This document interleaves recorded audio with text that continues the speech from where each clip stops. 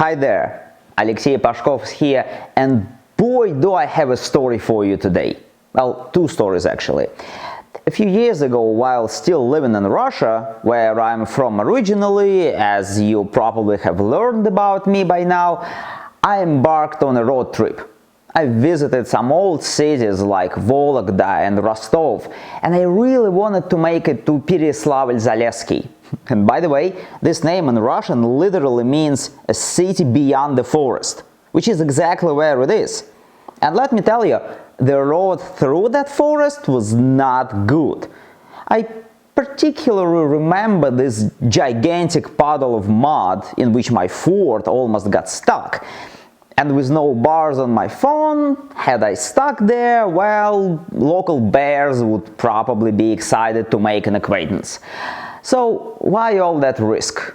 Well, you see, it was all for a painting. Yes, that is how we art historians are. Ready to fight our way through neglected dirt roads and carnivore fauna, all in an attempt to see a masterpiece housed in the local museum. But you know how they say, you wanna make God laugh? Tell him about your plans.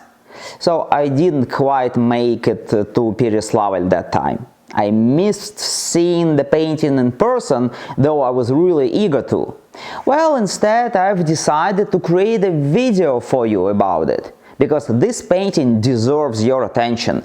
I have a feeling that most likely you haven't come across it before. It's not that well known, even though it certainly deserves recognition. If not for the artist's skill, then at least for the story.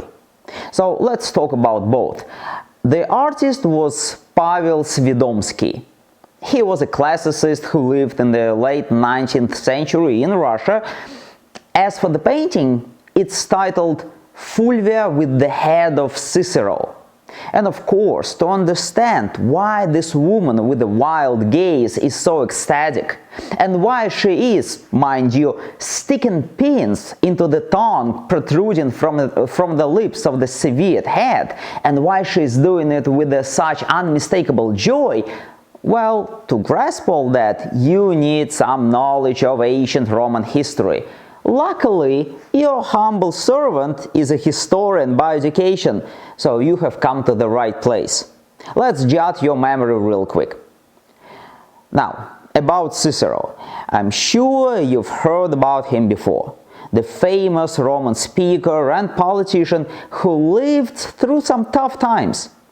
Just to remind you, it was right at the turn of the 1st century BC and the 1st century AD, precisely when the Roman Republic was coming to an agonizing end, amid the pains of civil wars, and the era of imperial Rome was dawning. And that's when Cicero decided to get into politics. And engaging in politics during such turbulent times was plainly dangerous. In this era, politics were not conducted with words, but with swords. A little pun which I humbly like to think of as my own invention. Now, Cicero started his career quite successfully. If you have, like me, once dabbled with Latin, the opening lines of one of his speeches, the so-called speech against Catiline, are probably etched in your mind. How long, Catiline, will you be testing our patience? Yeah. We all had it memorized back then.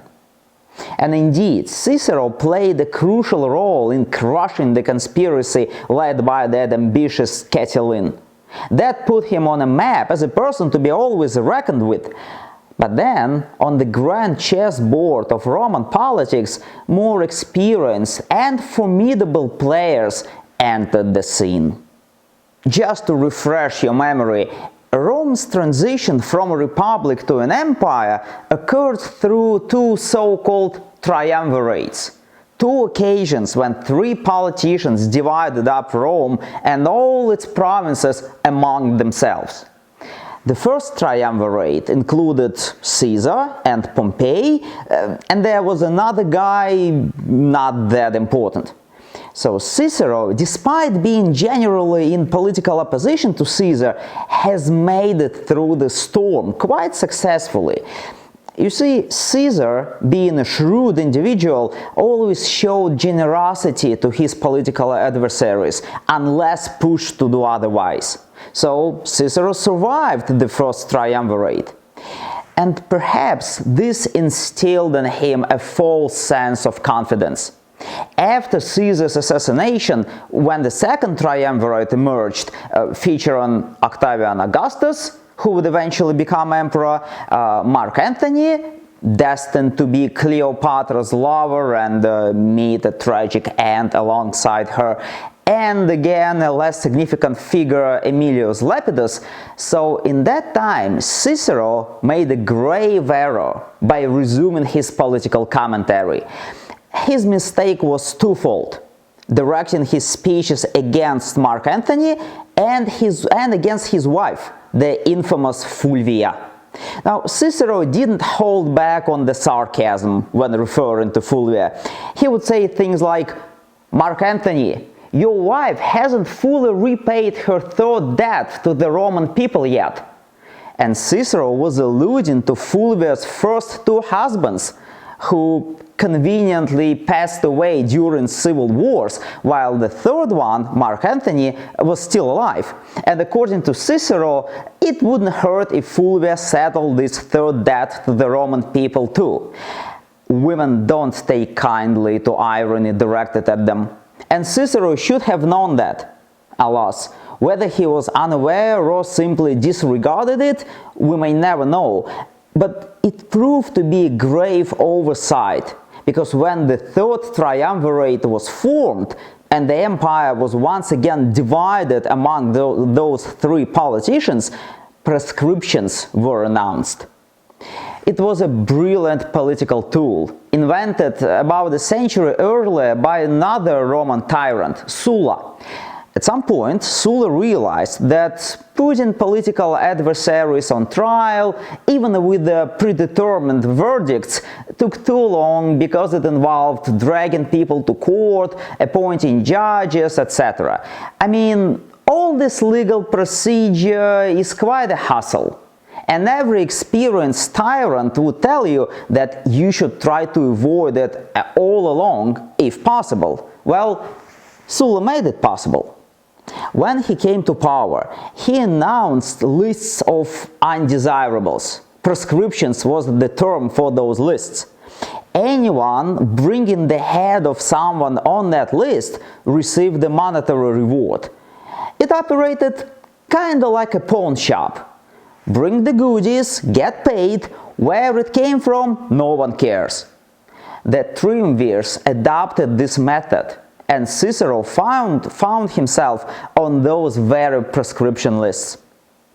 There are various accounts of how he met his end, but they all have one charming detail in common, that is, his head, and according to one version, even his hand, well, one of his arms, they were eventually delivered to Fulvia.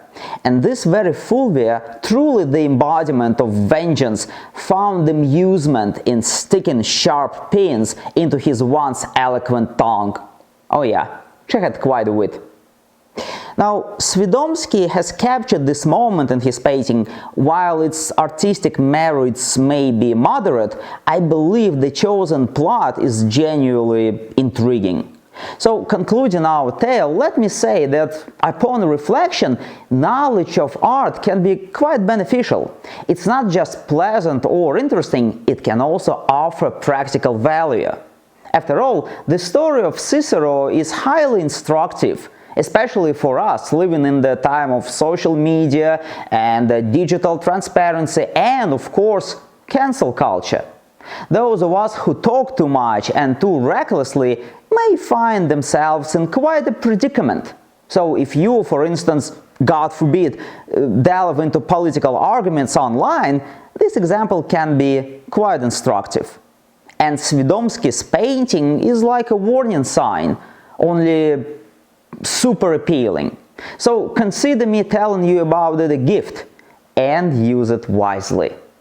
And of course, do not miss my next video, which I hope will be just as educational and as entertaining as today's one.